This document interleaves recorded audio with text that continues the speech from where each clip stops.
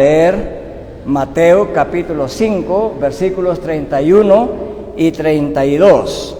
Y también hemos leído un pequeño pasaje en el Antiguo Testamento en el libro de Deuteronomio, en el capítulo 24, y los versículos 1 hasta... Deberíamos leer también, junto con esos pasajes, Mateo capítulo 19, versículos 1 al 12. Cuando lleguemos a ese capítulo vamos a tratar este tema de una manera más extensa. Pero en esta mañana entonces, este pasaje del Sermón del Monte de Mateo capítulo 5, versículo 31 al 32, trata de la tercera ilustración que Jesucristo hace acerca de la justicia superior del reino. Quisiera hacerles recordar que la última vez expusimos este tema. Jesucristo estuvo enseñando en ese Sermón del Monte que habiendo venido con él el reino de los cielos a la tierra, es decir, el gobierno de Dios en la vida de todos aquellos que siguen a Dios, eso es el reino de los cielos o el gobierno de los cielos. Habiendo venido Cristo y habiendo traído él consigo el reino de los cielos, la manera de pensar, la manera de vivir, la manera de actuar, la justicia del reino, en otras palabras, es superior a la manera de ser, pensar y vivir de los fariseos y de lo que pregonaban los maestros de la ley de los tiempos de Jesús. Y Jesús comenzó a ilustrar en qué sentido y cómo la justicia del reino es superior a lo que los judíos habían estado acostumbrados a oír y a vivir. Y hoy Jesús hace una tercera ilustración. Esta tercera ilustración tiene que ver con un tema y con una realidad dolorosa en toda sociedad humana, la realidad del divorcio. Hoy vamos a tratar solamente una parte de este tema y cuando lleguemos al capítulo 19 voy a darles también los datos de cómo es el divorcio en el Perú, en el mundo y cómo era en el tiempo de Jesús. Hoy vamos a dar inicio a este tema. Entonces el Señor Jesucristo dice así en Mateo 5, 31 y 32. También se dijo, cualquiera que repudie a su mujer, que le dé carta de divorcio. Así se dijo. Y ahora Jesús, cual más grande que Moisés, dice, pero yo os digo, todo aquel que se divorcia de su mujer, a no ser por causa de infidelidad, la expone al adulterio. Y cualquiera que se casa con una mujer divorciada, comete adulterio. Entonces, Jesucristo está citando el versículo 1 del capítulo 24 de Deuteronomio. En otras palabras, Jesús dice, ustedes han escuchado que Moisés ha dicho. Y claro, Moisés, la ley de Moisés era sagrada y muy respetada por los judíos del tiempo de Jesús. Contradecir a Moisés era una blasfemia en realidad. Entonces ellos siempre decían, Moisés ha dicho, Moisés ha enseñado, Moisés así y asá.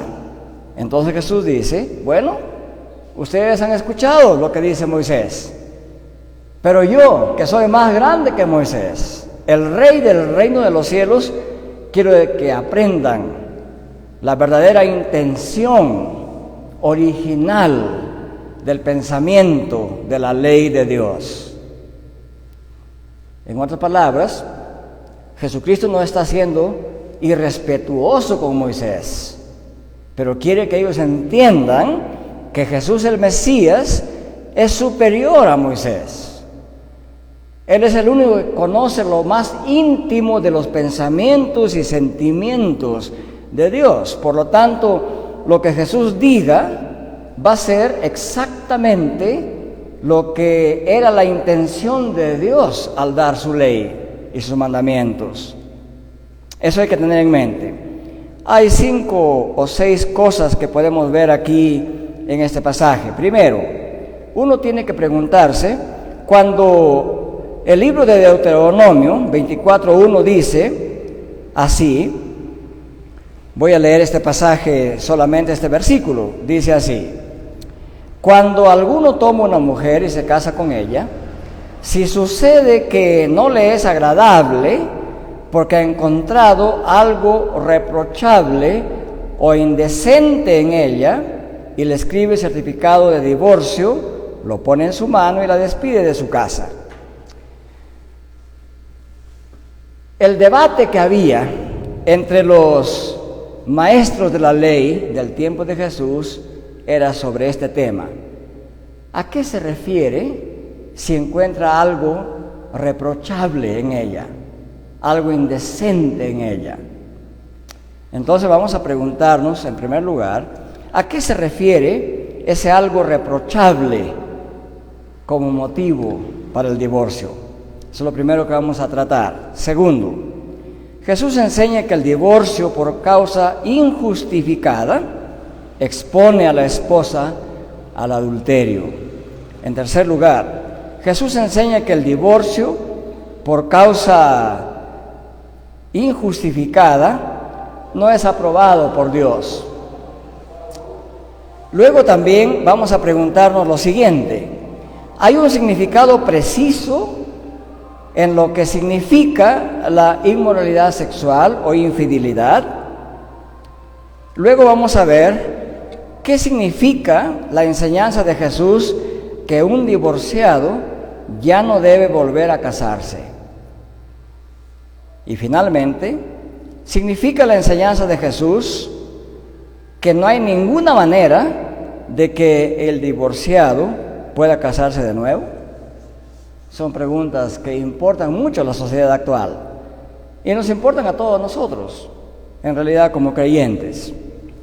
Bien, entonces, primero, ¿a qué se refería ese algo irreprochable como motivo de divorcio en la ley de Moisés? Los maestros de la ley debatían ese tema, porque algo irreprochable, algo indecente, es un término bien ambiguo, ¿verdad? Uno se pregunta, ¿qué es algo irreprochable? ¿Que tenga la nariz muy grande? ¿O que tenga un pie más grande que el otro? ¿A qué se refiere algo irreprochable? Habían 2 opiniones o 2 interpretaciones entre los maestros de la ley del tiempo de Jesús. La primera opinión venía de un maestro muy grande que se llamaba Shammai. Él tuvo toda una escuela. Los seguidores del rabino o maestro Shammai decían que algo irreprochable se refería a la infidelidad o a la inmoralidad sexual. Mientras que la segunda escuela, la escuela de Hillel era un gran maestro también muy respetado, intérprete de la ley de ese tiempo. Él decía que el divorcio puede darse por cualquier motivo, que irreprochable significaba cualquier cosa que no le guste al esposo. No les voy a leer todas las citas de estos maestros que seguían a Hillel, pero irreprochable para ellos podía significar desde el hecho que simplemente después de un tiempo al hombre no le guste alguna actitud de la mujer. Y tenía que ver con aspectos físicos, no le gustaba su nariz, sus ojos, su manera de hablar. Incluía también hechos como que la mujer sea respondona y que delante de gente que visita le alce la voz, ya eso era motivo para el divorcio. O incluso si un día se le quemaba la comida, era motivo de divorcio, era irreprochable, según la escuela de Hillel. Es más, no solamente eso, si veía a otra mujer más atractiva y venía a la casa y en su mente hacía comparaciones y la otra era más bonita y esta era, entre comillas, fea, ya era irreprochable. En otras palabras, irreprochable para él significaba cualquier cosa que se le venga a la mente al marido. Era una escuela muy liberal en su manera de pensar. Y entonces llegó a deformarse esta idea y los fariseos, al parecer, tenían esta misma opinión. Porque recuerden, en Mateo 19, los fariseos vienen a Jesús y le dicen: Maestro, queremos que nos digas algo. ¿Es correcto divorciarse de su mujer por cualquier motivo? Eso es lo que tienen en mente, cualquier motivo. Incluso dice la Mishnah es un comentario que los maestros de la ley hacían de los 5 libros del Antiguo Testamento, de la ley de Moisés. La Mishnah decía que si a un hombre después descubría que su esposa tenía una verruga en algún lugar y no le gustaba, era motivo para divorciarse. O sea, lo que dice Deuteronomio, si encuentra algo irreprochable en ella, fue entendido por esa segunda escuela de Hillel, cualquier cosa que le sea desagradable al esposo, y por lo tanto muchísimas injusticias contra la mujer se cometieron por esa mala interpretación de la ley. Muy bien, entonces, en consecuencia, siguiendo esta interpretación muy abierta de eso algo irreprochable de la escuela de Hillel, en el tiempo de Jesús muchos judíos creían que los casados podían divorciarse de su mujer por cualquier cosa. Como dije, esto se ve en la pregunta de los fariseos: ¿es lícito al hombre repudiar a su mujer por cualquier cosa? La respuesta de Jesús fue no. No por cualquier cosa, no por cualquier motivo. Eso habría sido un baldazo de agua helada, especialmente sobre los hombres que tomaban el divorcio a la ligera y por cualquier cosa.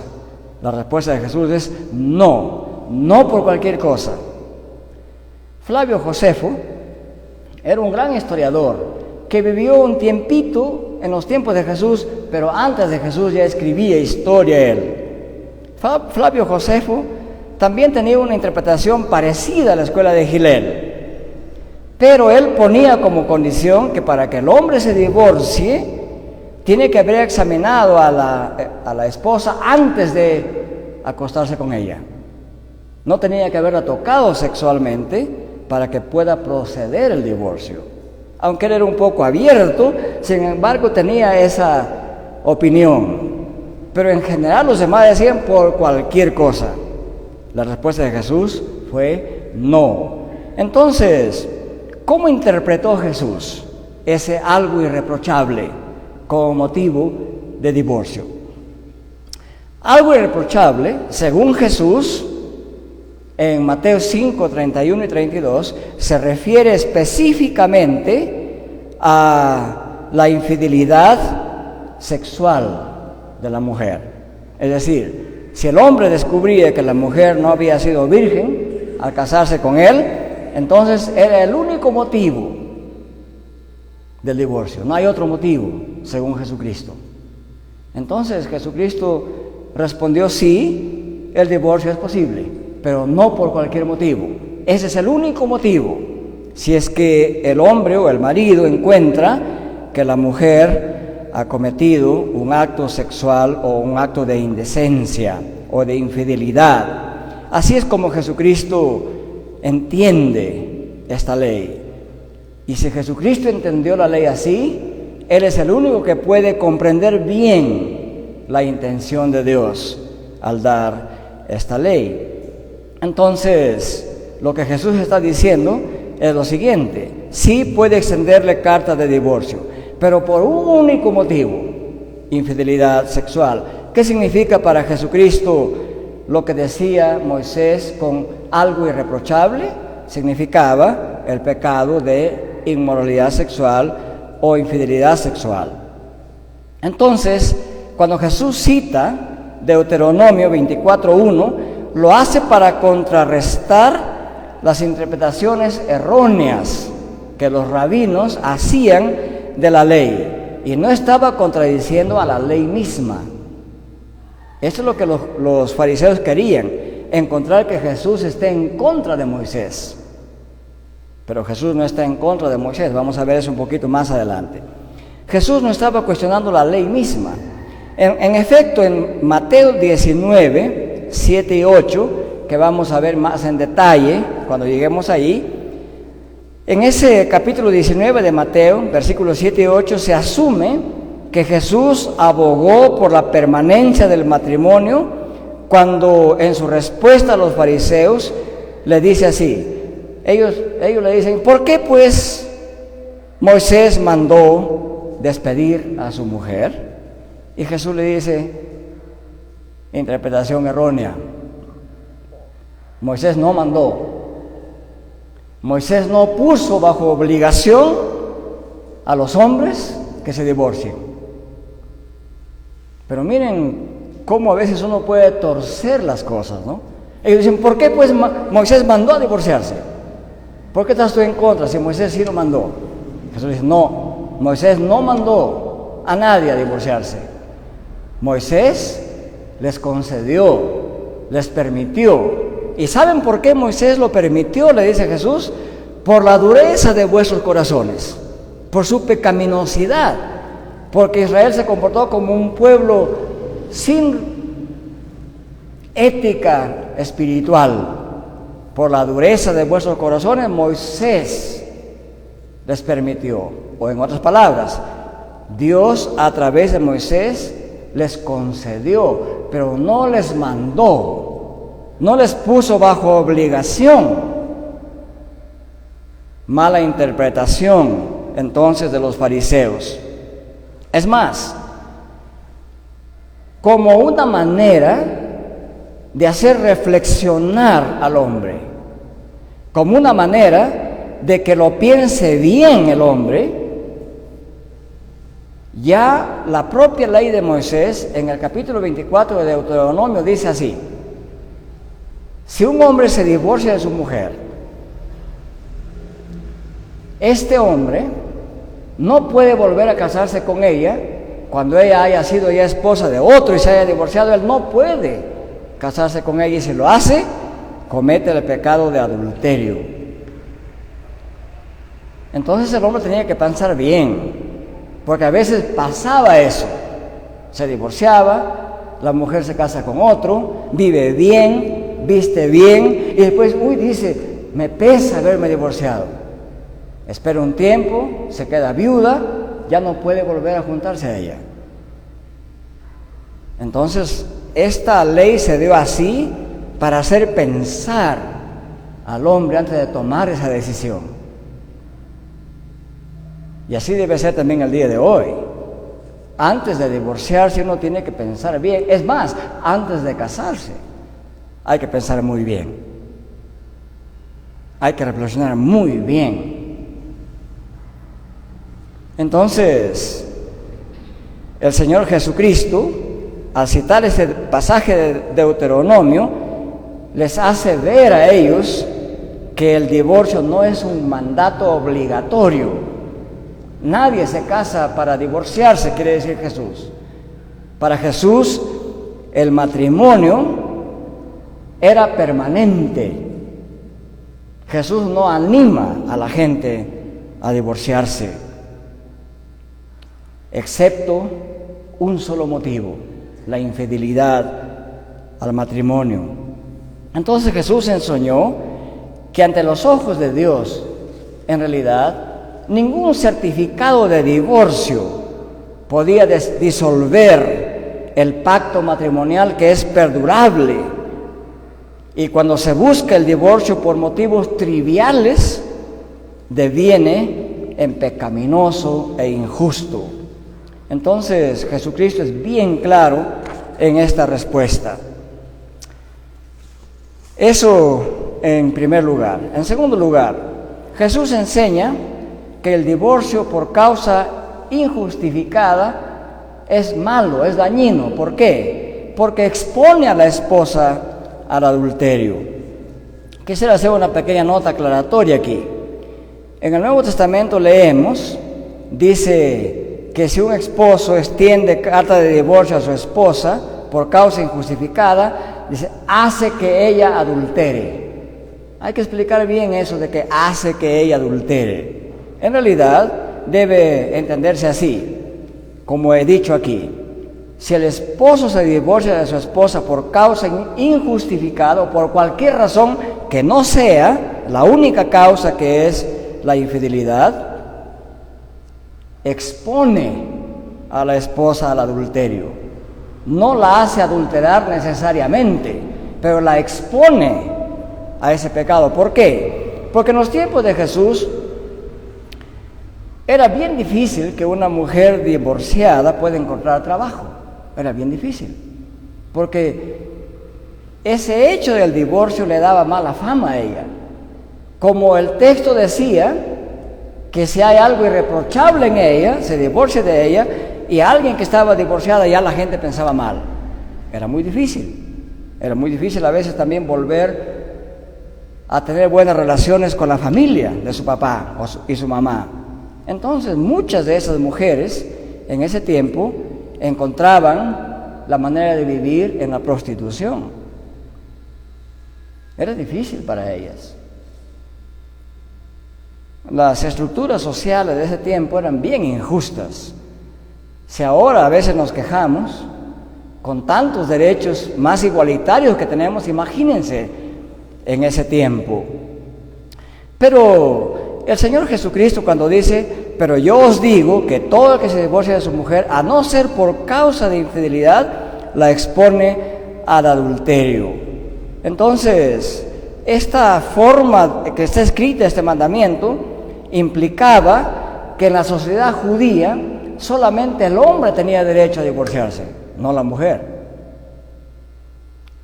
Si así sería la ley al día de hoy, habría una gran movilización nacional de las mujeres, ¿verdad? Porque en ese tiempo solamente el hombre podía pedir el divorcio. Ahora es diferente, la mujer también lo puede en las leyes peruanas. Jesucristo no estaba preocupado por estos hechos socioculturales. Para Jesús, cuando dice así, pero yo os digo, todo el que se divorcia de su mujer, a no ser que sea por causa de infidelidad, la expone al adulterio, lo que Jesús está enfatizando no es el divorcio en sí mismo. Jesús está enfatizando cuál fue la intención original de Dios con el matrimonio y para el matrimonio. Los fariseos estaban preocupados en que hay que entregar el certificado de divorcio para que sea legítimo el divorcio. Y Jesús está preocupado centralmente por dar a conocer a los discípulos de Cristo, a los discípulos ciudadanos del reino de Dios, que la intención de Dios con el matrimonio era que ese sea permanente y que sea indisoluble. Y a los fariseos les hace recordar que el único pasaje que habla del matrimonio no es Deuteronomio 24. Los lleva hacia atrás a Génesis capítulo 1, versículo 27, y a Génesis capítulo 2, versículos 23 y 24. Le dice, vamos al comienzo.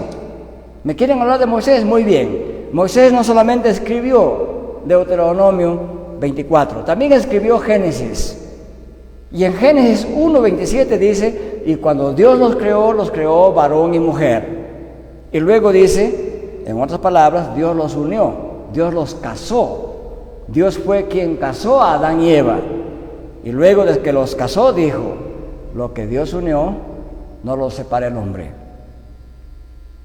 Entonces Jesús les dice, señores fariseos, la intención de Dios para con el matrimonio es que ese sea permanente y que sea indisoluble, porque lo que Dios unió no lo separa el hombre. Por lo tanto, ningún certificado de divorcio, por más que tenga letra bonita, por más que esté en papel bien elaborado, por más que sea dado en presencia de dos testigos, eso no disuelve ese lazo que Dios ha creado para el hombre y para la mujer. Entonces, la enseñanza de nuestro Señor tiene carácter literal. Él quiere decir que el matrimonio es indisoluble, a menos que haya esta única causa, la infidelidad. Los discípulos de Jesús reconocieron que Jesucristo estaba hablando en serio. No tienen que estar pensando en disolver el lazo de unión que Dios ha establecido. Algunos dicen, no, eso fue una hipérbole, Jesús estaba hablando en forma exagerada. No, estaba hablando literalmente. ¿Y cómo sabemos eso? Porque los discípulos mismos se asustaron al escuchar la literalidad con que Jesús enseñó acerca de que el matrimonio es indisoluble y que ningún papel lo disuelve, a menos que haya una única causa, que es la infidelidad sexual. ¿Y por qué decimos que era literal? Porque los discípulos dijeron, si así es la condición del matrimonio, mejor es no casarse. Lo entendieron que Jesús estaba hablando literalmente. Y eso dicen ellos. Si la relación del hombre con su mujer es así, es mejor no casarse, dijeron los discípulos de Jesús. Y Jesús le dice, claro, si piensas como meramente humano y natural, tú no puedes sostener esta relación. Dios da esa fuerza espiritual, moral, interna para sostener el matrimonio como indisoluble. Entonces, Jesucristo enseña que el divorcio por causa injustificada expone a la mujer al adulterio, y Jesús no lo recomienda ni lo manda, más bien lo prohíbe, a menos que haya esta causa injustificada o justificada, que es la infidelidad. Bueno, esto es un mensaje para los varones y las mujeres. En el Perú, la cultura sigue siendo injusta en sus patrones en cuanto a las relaciones sexuales, ¿verdad? Los hombres quieren que su mujer sea virgen al llegar al matrimonio, pero ellos no son San José. Ellos piensan que ellos pueden divertirse como quiera sexualmente, pero que la dama tiene que conservarse. Bueno, Cristo no tiene ese parecer. Para Cristo la inmoralidad sexual es pecado, ya sea para el hombre o para la mujer. Así que no se vaya a hacer ilusiones que el día de hoy Jesucristo no opina lo mismo. Tanto para el hombre como para la mujer, las relaciones sexuales prematrimoniales están prohibidas hasta el día de hoy. Así que, hermanos y hermanas, piénsenlo bien, enseñemos a nuestros hijos bien sobre este tema. En tercer lugar, en el versículo 32 del capítulo 5, leemos lo siguiente, dice así, versículo 32, y yo os digo que todo que se divorcia de su mujer, a no ser por causa de infidelidad, la expone al adulterio, y cualquiera que se casa con una mujer divorciada, comete adulterio. Entonces, la pregunta que nos hacemos aquí es, ¿hay un significado preciso de lo que es inmoralidad sexual? Y decimos así porque el término griego, que es traducido como infidelidad o inmoralidad sexual, es porneia. Hay un término específico para referirse a el adulterio, que es moigea. Pero aquí no usa ese término Jesús, usa porneia. Es un término más general. De la palabra porneia viene la pornografía, por ejemplo, ¿no? Nosotros hablamos algo de griego. En el Perú se sabe que es pornografía, viene de porneia. Y Jesús dice aquí que solamente puede haber divorcio si hay porneia de por medio. ¿Qué significa entonces porneia? ¿O qué significa inmoralidad sexual en general? Algunas veces ese término porneia se traduce en la Biblia como fornicación, es decir, relaciones sexuales prematrimoniales o antes del matrimonio. Otras veces ese término se refiere al adulterio mismo, y otras veces ese término se refiere al sexo con prostitutas, se refiere a la inmoralidad sexual en general, se refiere al incesto y a cualquier otro pecado de carácter sexual. Entonces, se debe entender que cuando Jesús dice que la única causa para el divorcio es la porneia o la inmoralidad sexual, el adulterio está incluido en eso. pero también se incluyen cualquier otro tipo de pecados sexuales, como por ejemplo el incesto, la homosexualidad, la prostitución, la pornografía, etc.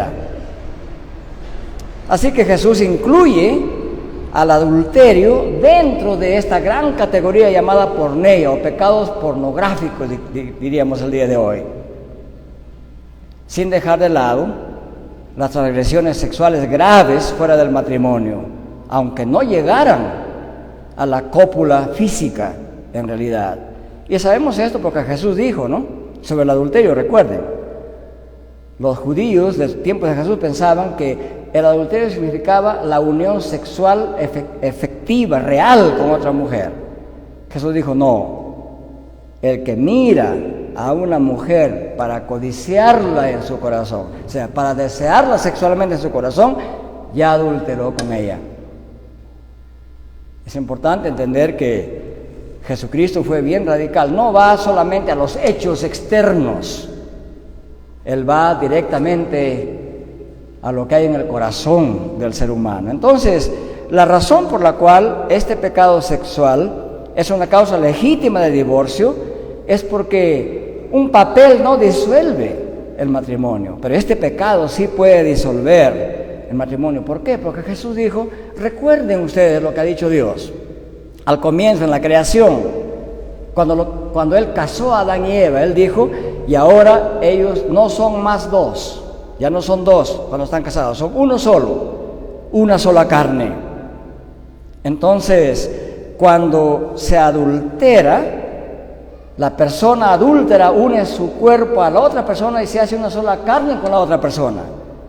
Por eso es que la primera unión queda disuelta. Esa fue la forma como Jesús entendió que el pecado sexual sí disuelve el lazo de unión matrimonial. En cuarto lugar, ¿cómo respondió Jesús a los fariseos el que Moisés haya permitido el divorcio? Jesús aclaró a los fariseos, como dije ya al comienzo. Ellos dijeron, ¿por qué pues Moisés mandó a divorciarse? Así lo habían entendido ellos, les convenía eso, ¿no? Y Jesús les dice, no, Moisés no mandó a divorciarse, Moisés lo permitió. Y fue una concesión de Dios a través de Moisés debido a la dureza de vuestros corazones. Con eso Jesús dejó en claro que divorciarse no es una obligación, no es un mandamiento obligatorio, es una concesión, es una permisión debido a la pecaminosidad del hombre. Y no fue la intención original de Dios. Así como Jesús el Mesías responde a los fariseos. Y con esto por implicación, lo que Jesús quiere decir a sus discípulos también es lo siguiente. Miren, si esto es una concesión, debido a la pecaminosidad del hombre, hoy que yo estoy presente con ustedes, hoy que ustedes son discípulos de Cristo, hijos de Dios mediante Cristo, reconciliados con Dios mediante Cristo, Dios les ha dado a ustedes una fuerza especial, creciente dentro de ustedes, dentro de su corazón. Ustedes ya no son ciudadanos de la antigüedad, son ciudadanos del reino. Dios los ha empoderado para poder sostener este lazo de unión hasta el final. Ya no estamos en el tiempo de que ustedes están esclavos del pecado. La ética del reino de los cielos, la conversión que han tenido ustedes a Cristo, los prepara, los habilita, los capacita, los empodera para cumplir plenamente la voluntad de Dios. Por lo tanto, los discípulos de Cristo no pueden argumentar, bueno, como el pecado aumenta, es grande, pues divorciarse es normal. No, falso, no es así. Lo que Jesús está diciendo es, bueno, mientras el pecado reinaba sobre vuestros cuerpos, Moisés lo concedió. Pero hoy que, escuchen Romanos 6, 18 y 19, Pablo dice así: Libertados pues del pecado, vinisteis a ser siervos de la justicia, de la rectitud del reino de los cielos. No podemos apelar los cristianos al hecho de que como hay tanto pecado, hay que permitir, hay que empujar el divorcio para adelante. No. Libertados del pecado, vinisteis a ser siervos de la justicia. Por lo tanto, Pablo dice, ya no vivan conforme a la carne, es decir, conforme a la pecaminosidad, sino conforme al Espíritu de Dios que mora en nosotros. Así es como Jesús quiere dar a entender sobre este tema. Lo permitió por la pecaminosidad.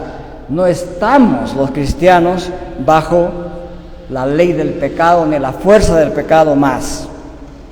Entonces, mientras los fariseos exageraban la importancia de la excepción para justificar el divorcio, Jesús enfatiza la unidad entre esposo y esposa en la institución matrimonial, y Jesucristo aboga más bien por el estado permanente de esta unión. Finalmente, ¿significa la enseñanza de Jesús que un divorciado por ninguna razón puede volver a casarse? Es una pregunta que puede interesar a todos nosotros, porque algún día algunos de ustedes se van a casar. Dios quiere que jamás se divorcien, pero si hay un divorcio, la gente se preguntará, ¿puedo volver a casarme? Bueno, la ley peruana responde eso abiertamente. Por supuesto, cuantas veces quieras. Y las leyes de todo el mundo responden igual, cuantas veces quieras, cuantas veces puedas. ¿Cómo responde Jesús frente a esto? Dice así: el que se divorcia de su esposa y le da certificado de divorcio por causa justificada, ella queda separada de él. Si esta mujer se casa con otro y luego queda viuda, o ese otro esposo se divorcia de ella, ¿puede el esposo primero casarse con ella? La respuesta es no, porque cometería adulterio.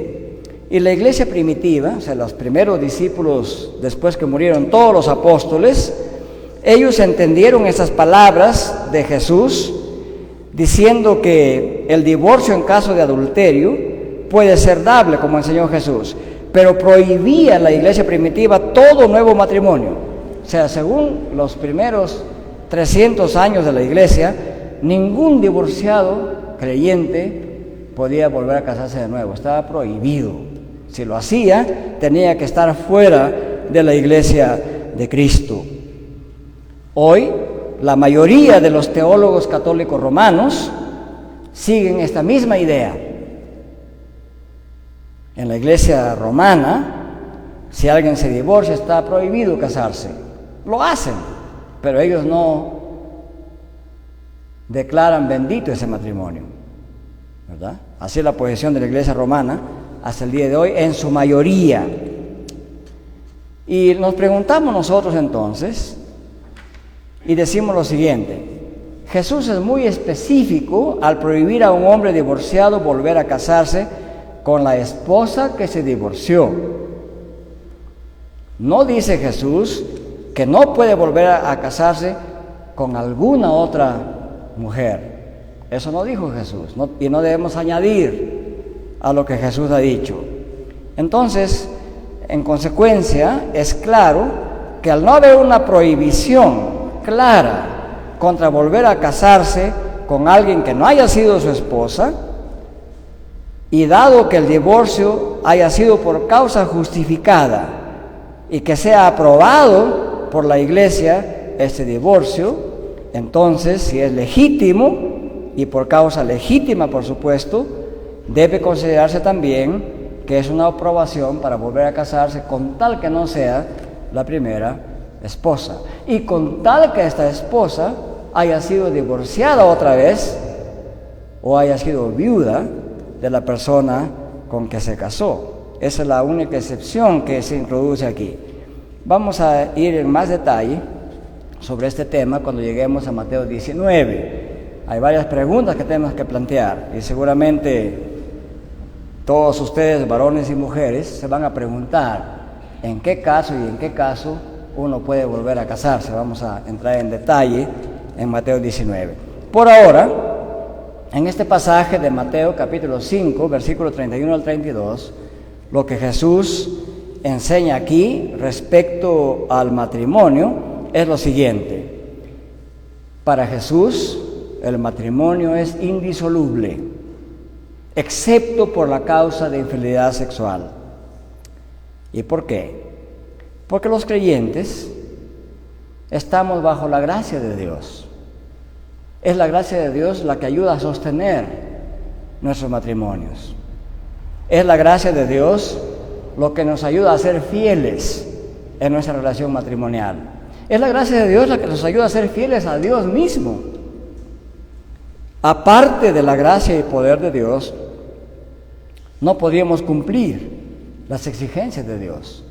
Así es que no es cuestión solamente que Cristo manda que el lazo matrimonial se mantenga indisoluble.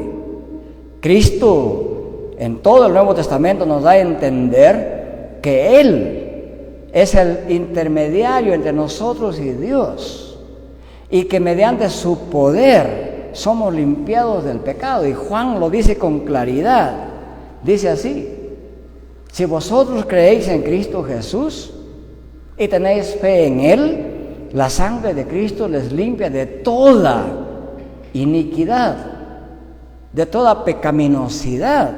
Por lo tanto, el creyente tiene una nueva mentalidad, una nueva visión de las relaciones matrimoniales. Y la única razón y fuerza que hace posible que se sostenga la indisolubilidad del matrimonio, la permanencia del matrimonio, es la gracia de Dios que empodera al creyente para vivir de esa manera.